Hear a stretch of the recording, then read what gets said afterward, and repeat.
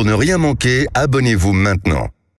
Il est presque à la gare Saint-Charles. On retrouve notre invité. Bonjour Kamel Djeffel.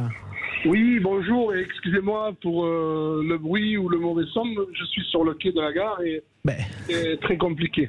Écoutez, c'est pas grave. En tout cas, vous avez le droit de nous parler depuis le hall d'une gare. Si vous êtes sur place, d'une part, on vous le reprochera jamais. Et puis, s'il y a un peu de bruit, écoutez, c'est la vie.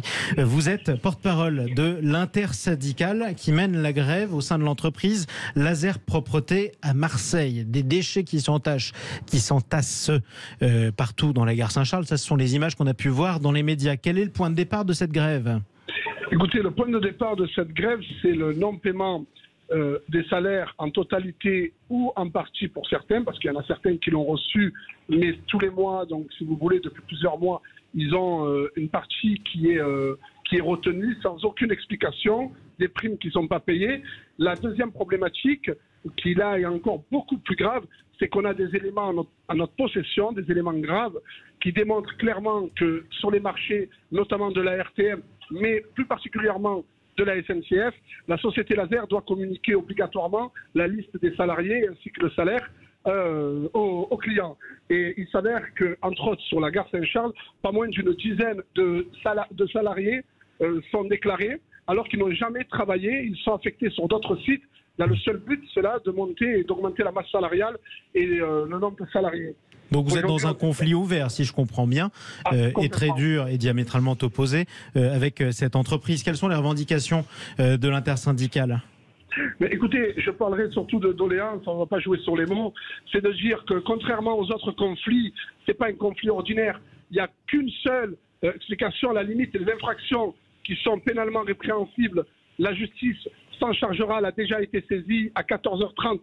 Précisément, une plainte a été déposée en main propre auprès du procureur de la République par l'avocat de l'intersyndicale et des salariés concernés. Donc, sur des faits de fraude auprès de la CPAM, fausse déclaration, enfin bref, un tas de qualificatifs. Vous êtes allé en justice là-dessus, en tout cas. Voilà. Exactement. L'entreprise nous a assigné pour grève illicite et délit d'entrave au droit du travail. On est convoqué donc lundi, enfin un camarade est convoqué lundi à 9h. Mais on fait vraiment confiance à la justice. On reste très confiant quant à l'issue de l'audience. Donc, je suis obligé d'ailleurs, et vous le comprendrez, de donner la réponse de l'entreprise, puisqu'elle s'est défendue elle-même, et vous allez y répondre après. Elle explique que certains agents de nettoyage affectés sur le site de la gare Saint-Charles avaient cessé le 1er août de travailler sans formuler de revendication après avoir écrit qu'ils n'étaient pas en grève. Elle ajoute ensuite que devant, je cite toujours, l'inconséquence de leur position, ils ont prétendu dans un second temps que leur salaire n'était pas payé, et l'entreprise dit que ceci n'est pas exact, que tous les salaires avaient été payés à bonne date le 31 juillet. Ça, vous maintenez ce que vous avez dit, qu'ils n'ont pas été payés? Alors, si vous voulez, pour les auditeurs qui nous écoutent, ce que je vais vous dire, c'est assez particulier, c'est un terme juridique précis. En effet, si vous voulez, il y a une différence entre la grève, si vous voulez, sur le papier, entre la grève et la grève pour non-paiement de salaire.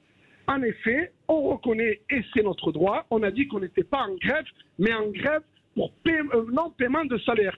En grève, les jours de grève ne sont pas payés, mais en grève pour non-paiement de salaire, bon, c'est la même chose en gros pour les usagers et les auditeurs, le travail n'est pas fait, mais d'un point de vue juridique, c'est pas la même chose. D'accord. Pourquoi ? Parce que pour la grève pour non-paiement de salaire, l'employeur est obligé non seulement de payer les jours de grève, payer le retard de salaire, et il peut être condamné à des dommages et intérêts, ce qui est le cas dans ce cas précis. D'accord. Deuxième problématique, à l'instant où je vous parle, nous sommes sur le quai de la gare Saint-Charles. Vos confrères de BFM TV ont pu constater, nous avons fait venir un huissier de justice qui a relevé tous les noms des salariés, que ce soit du métro, du tram ou du port, ainsi que de la gare, en précisant chacun muni de sa pièce d'identité, disant « je suis gréviste », contrairement à ce qu'a pu annoncer la société Laser. La société Laser, si vous voulez, elle est dans la continuité du mensonge et de la calomnie.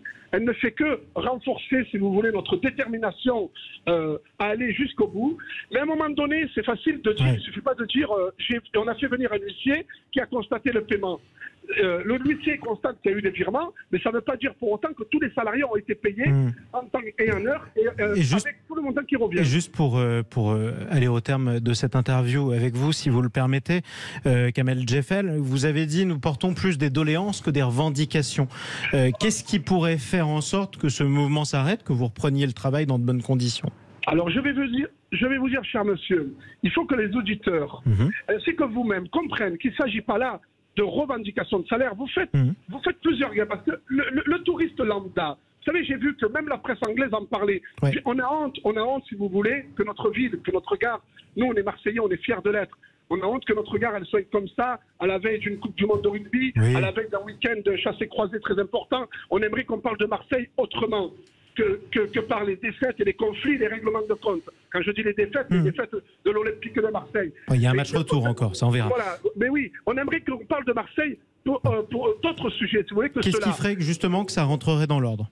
Mais je vais vous dire une chose, monsieur. Comme je disais, il faut que les auditeurs comprennent qu'aujourd'hui, la seule raison qui ferait qu'on reprenne, et on est capable de reprendre, c'est ce qu'on disait il y a moins de 10 minutes à la préfecture de police, mais on demande qu'une chose. Si la société Laser affirme qu'elle a payé les salaires, on la défie de se mettre autour d'une table et de nous justifier. Nous, on a nos relevés de compte et on sait ce qu'on gagne.